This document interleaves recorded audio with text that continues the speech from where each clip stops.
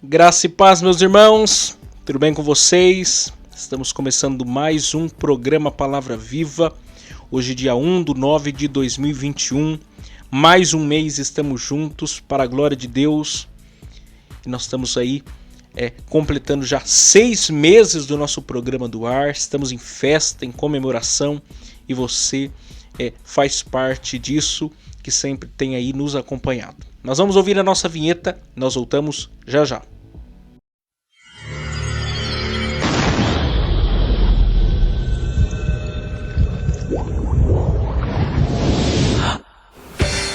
Agora, pela rádio Paz do Vale 95.1, está no ar o programa Palavra Viva. Muito bem, então vamos começar mais um programa e você pode mandar aqui a sua mensagem, mandar a sua participação no nosso programa no WhatsApp 12991925941. 12991925941. 12991925941. Você pode mandar a sua mensagem de qualquer parte do Vale do Paraíba ou mesmo por meio do aplicativo da rádio de qualquer parte do Brasil, também por meio do meu canal no YouTube, Miqueias Alves. Você pode deixar aí os seus comentários, a sua participação no nosso programa. Aproveite, já se inscreva também no nosso canal, que com certeza será uma bênção, é sempre uma alegria. Eu quero fazer um convite especial para vocês para amanhã, dia 2/9 de 2021, a partir das 19h30, você participar do nosso curso, né? E lá na nossa igreja, Assembleia de Deus Ministério Belém, na congregação do Vila Rica, Pindamonhangaba, São Paulo, você pode participar do nosso curso, é livre, é aberto para todas as pessoas que quiserem assim participar. Nós estamos ali num curso de capacitação para discipuladores e você pode se juntar a nós. Nós estamos situados na Avenida Abel Correia Guimarães, 1332, Vila Rica, Pindamonhangaba, São Paulo. Avenida Abel Correia Guimarães, 1332, Vila Rica, Pindamonhangaba, São Paulo. Você pode se juntar a nós, que será um enorme prazer. Mas vamos ouvir os nossos patrocinadores e nós voltamos já já.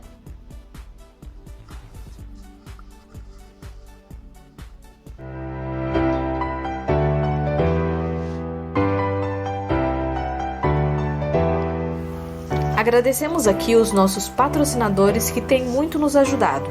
E também, se você desejar nos ajudar a patrocinar este programa de rádio, anunciando a sua empresa ou nos dando uma oferta voluntária, entre em contato com a gente pelo WhatsApp 12 99192 5941. 12 99192 5941. 12 99192 5941. Ou nos envie uma oferta pelo Pix 12 99192 5941. 12 99192 5941. 12 99192 5941. Agradecemos aqui o Pinda Baterias, situado na Avenida Dr. Fonte Júnior, 1149. Maria Áurea, Pindamonhangaba, São Paulo. Telefone 12 3648 8135 ou 12 99191 3026.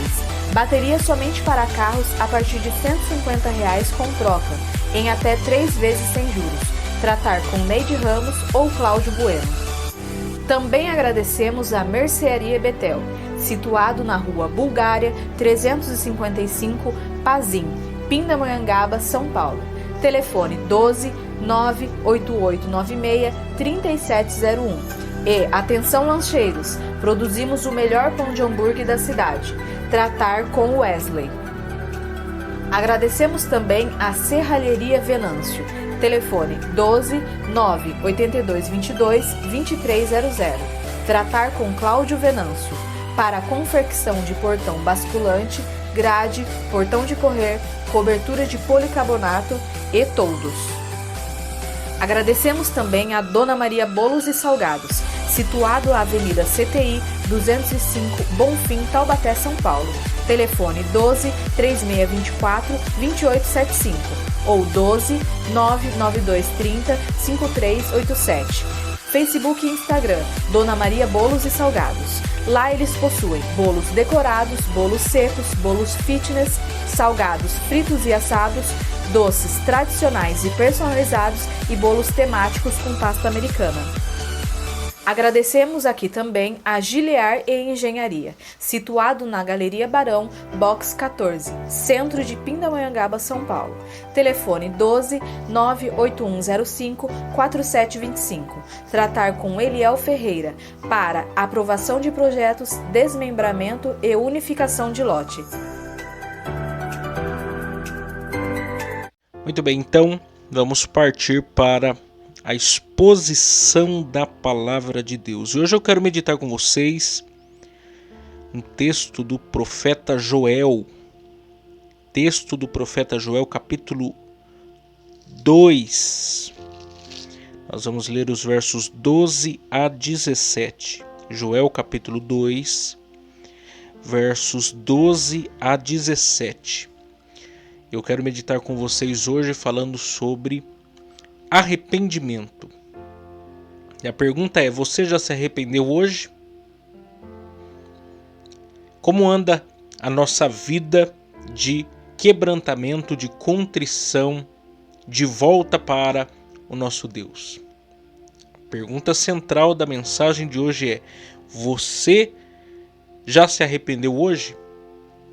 Então vamos ler o texto, Joel capítulo 2, verso 12 ao 17, que diz assim: Ainda assim, agora mesmo diz o Senhor, convertei-vos a mim de todo o vosso coração, e isso com jejuns, e com choro, e com pranto, e rasgai o vosso coração e não as vossas vestes, e convertei-vos ao Senhor vosso Deus, porque Ele é misericordioso e compassivo e tardio em irar-se e grande em beneficência, e se arrepende do mal. Quem sabe se voltará e se arrependerá e deixará após si uma bênção em oferta de manjar e libação para o Senhor vosso Deus? Tocai a buzina em Sião, santificai um jejum, apregoai um dia de proibição. Congregai o povo, santificai a congregação. Ajuntai os anciãos, congregai os filhos e os que mamam. Sai ao noivo da sua recâmara e a noiva do seu tálamo. Chorem os sacerdotes, ministros do Senhor, entre o alpendre e o altar, e digam: poupa o teu povo, ó Senhor, e não entregue a tua herança ao opróbrio, para que as nações façam escárnio dele, porque diriam entre os povos: onde está o seu Deus? O livro do profeta Joel talvez seja mais conhecido, o capítulo 2, versos 28 a 32, em que fala da promessa da descida do Espírito Santo, que o apóstolo Pedro, no dia de Pentecostes, Atos capítulo 2, faz menção. Talvez seja esse o texto pelo qual a maioria de nós, ou a maioria das pessoas, conhecem o texto do profeta Joel. Mas a verdade é que o profeta Joel, ele falou sobre outros temas. Ele falou sobre outros assuntos tão importantes quanto a questão da descida do Espírito Santo. Então nós precisamos, antes de nos deter a esse trecho que nós fizemos aqui a leitura, fizemos aqui menção, nós precisamos pensar um pouquinho, voltar aí no capítulo 1, verso 1, e fazer algumas considerações sobre o profeta, o seu tempo e a sua mensagem. O verso 1 do capítulo 1 diz: Palavra do Senhor, que foi dirigida a Joel, filho de Petuel. Então, primeira consideração que nós temos que fazer aqui é sobre o profeta. Diz o texto que Joel era filho de Petuel. E se você for ler o Antigo Testamento, você vai encontrar vários outros personagens com o nome Joel. Mas aqui está falando de um Joel específico. Joel, filho de Petuel. E Petuel significa, provavelmente, visão de Deus. Ou rochedo. Ou fortaleza. Esse talvez seja alguns dos significados do nome do pai de Joel. E aí nós poderíamos já pensar muitas coisas a respeito do pai de Joel, simplesmente por pensar no seu nome. Um homem que tem no seu nome o significado que? Rochedo, fortaleza, visão de Deus. Não é qualquer homem. É um homem que tem visão, e visão de Deus. Não é um homem levado a qualquer vento. Não, é um homem que está num rochedo. Um homem que é caracterizado como quem é uma fortaleza. Esse é o pai de Joel. Mas Joel também tem um significado muito interessante, que o pai dele provavelmente deu esse nome a ele, que designa para nós muito sobre a personalidade de quem é Joel. Porque Joel significa Jeová é Deus. E aqui são duas palavras para se falar do nosso Deus, o Deus revelado no Antigo Testamento, o Deus de Israel. Primeiro, Iavé. O Senhor é Deus. Aqui a palavra é Iavé e Elohim. Iavé fala do grande eu sou, o eu sou o que sou. Um único Deus verdadeiro, Criador dos céus e da terra. E Elohim fala de um plural majestático, fala da grandeza, da magnitude, do esplendor desse Deus. O que significa que o pai de Joel não é o que? Politeísta. Ele não crê em outro Deus a não ser o Deus de Israel, o grande eu sou, o Iavé, o eu sou que sou. O que se revelou a Moisés lá em Êxodo capítulo de número 3. E isso fica impregnado em Joel. E aí quando eu penso na segunda consideração, isto é, o tempo em que Joel nasce, eu entendo o seu nome. Entendo o porquê seu pai colocou esse nome nele. Por quê? Porque Joel provavelmente nasceu no tempo em que Jeorão era rei sobre Israel. E Jeorão é filho de Josafá, que reinou 25 anos. É sobre o reino de Judá, o reino sul. Mas a questão é o seguinte: Jeorão, filho de Josafá, casou-se com Atália, filha do rei Acabe, reino norte. Um homem que adorava Baal, que adorava Azera, que casou-se com Jezabel. Jeorão casou-se com a filha de Acabe, Atália. E diz a palavra de Deus, quando você vai ler sobre o reinado de Jeorão, Jeorão é aquele que começa a reinar, e quando ele começa a reinar, ele manda matar os seus 6 irmãos. É aquele que começa o quê? A introduzir o culto a Baal, seguindo os caminhos, seguindo o exemplo negativo de quem? De Jezabel e Acabe, seu sogro e sua sogra. E mais à frente, quando Acasias vai assumir o trono de Judá, Atália torna-se uma titereteira. e influencia negativamente também Acasias, até que Acasias morre por mão de Jeú, rei de Israel, e ela assume o trono do seu filho e manda matar todos os seus netos, todos os descendentes da casa de Davi. E aí é quando Joelba, a sua filha, que havia se casado com o sacerdote Joaida, esconde Joás por 6 anos, até que chega o tempo de Joaida se levantar junto com soldados e depor Atalha. E novamente a casa de Judá tenha um rei da dinastia de Davi. Mas aí eu olho para esse contexto, um contexto em que o reino sul está vivendo em tensão, porque alguém está tentando destruir a dinastia de Davi, dinastia essa que viria o Salvador lá na frente, Jesus. Alguém está tentando perverter isso aqui, e aí nasce quem? Nasce Joel. Filho de quem? De Petuel.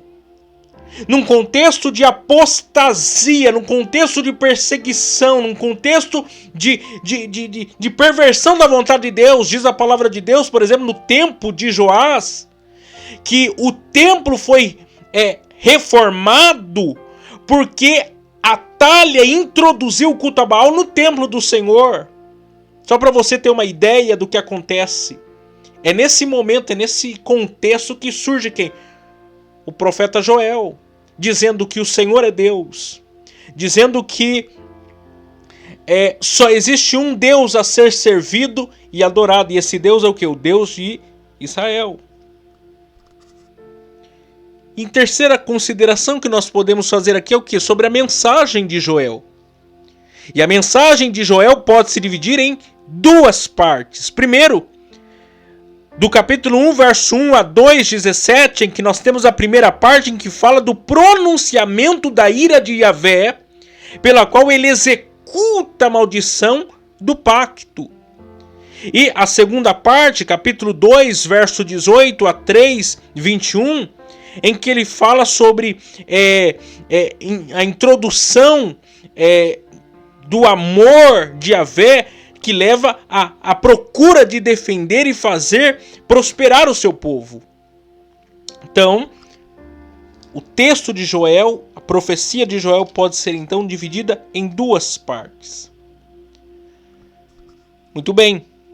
Um outro fato interessante aqui é que Joel provavelmente profetizou na mesma época em que Eliseu era rei sobre... Aliás, que Eliseu era profeta sobre o reino de Israel.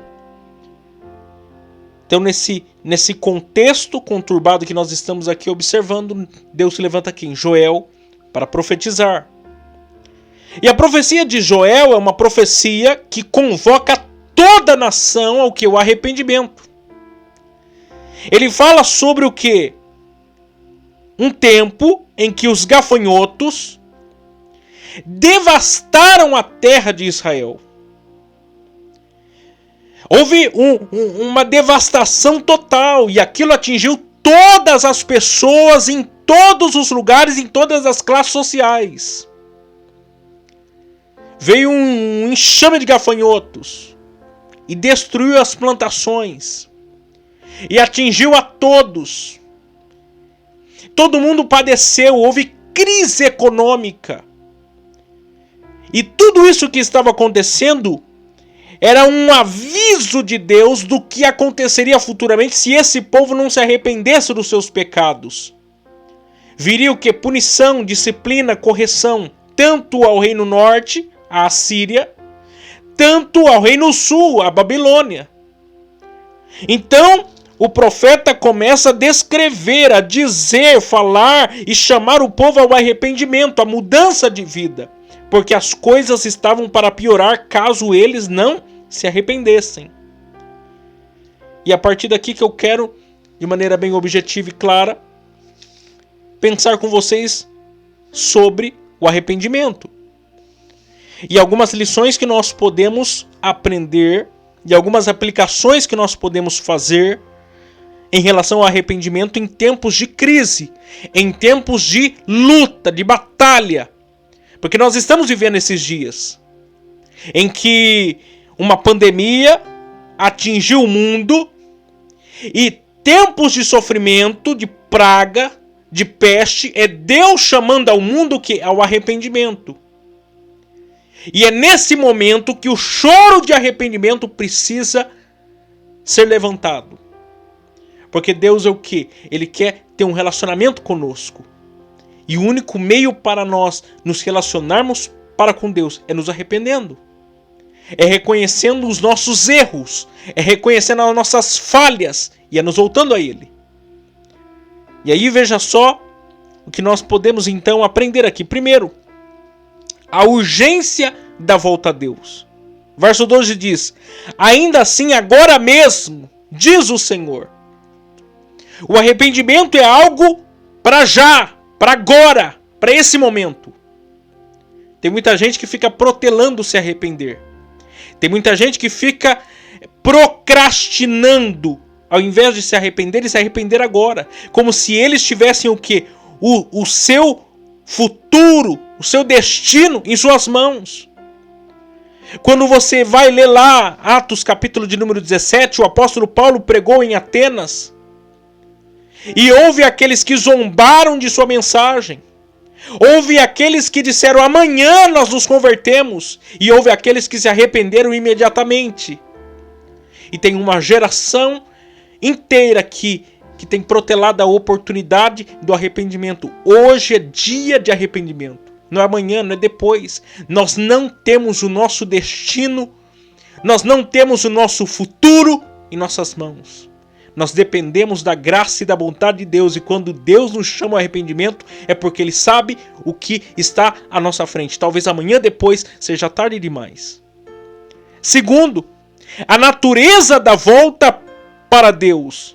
Existe uma forma de se arrepender revelada aqui no texto. Primeiro, convertei-vos a mim. Isto é, mudança de rota, mudança de pensamento. É o chamado gracioso de Deus ao quê? Aos homens. Para o quê? Para um relacionamento vitalício para com Ele. Convertei-vos a mim. Segundo, de todo o vosso coração. E aqui eu vejo a profundidade, a intensidade que deve ser o quê? O arrependimento. E ainda mais para frente ele diz: rasgai os vossos corações e não as vossas vestes. Quer dizer, não é um arrependimento superficial. É um arrependimento concreto, real, de todo o vosso coração. Terceiro, com jejuns. E jejum é fome de Deus. Jejum é quebrantamento, é humilhação. É fazer o que o apóstolo Pedro diz em sua carta: humilhai-vos, pois, debaixo da potente mão do Senhor. Jejum é o que? É se abster do pão da terra e se alimentar do verdadeiro pão, que é o nosso Senhor Jesus Cristo. Porque nem só de pão, diz a palavra de Deus, viverá o homem, mas de toda a palavra que sai o quê? Da boca de Deus. Arrependimento. Quarto, com choro e com pranto. Tem gente que está arrependido, mas não tem lágrima nos olhos, não tem mudança de vida, não tem mudança de comportamento, que arrependimento é esse.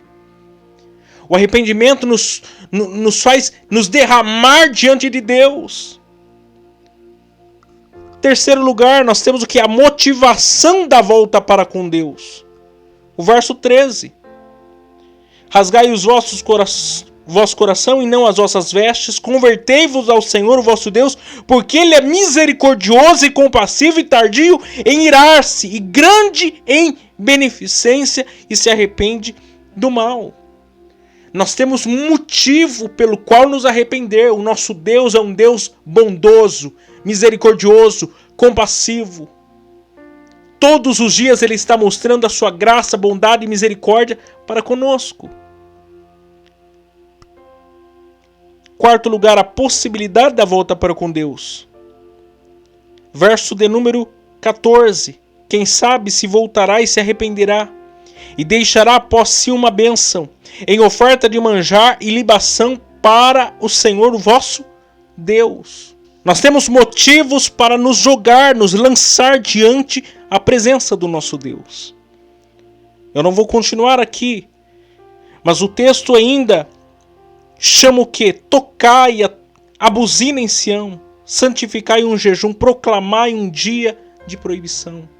Ou seja, o arrependimento é algo que tem que ser o que? Feito urgentemente por todos. Enquanto a oportunidade está aberta, agora é o tempo do arrependimento. Nós só vamos experimentar de um verdadeiro relacionamento com Deus quando nós entendemos a necessidade de nos arrependermos. Que nós possamos entender isso. Que essa palavra possa ser de encorajamento para nós nessa oportunidade. Deus abençoe vocês e até amanhã, se Deus assim nos permitir.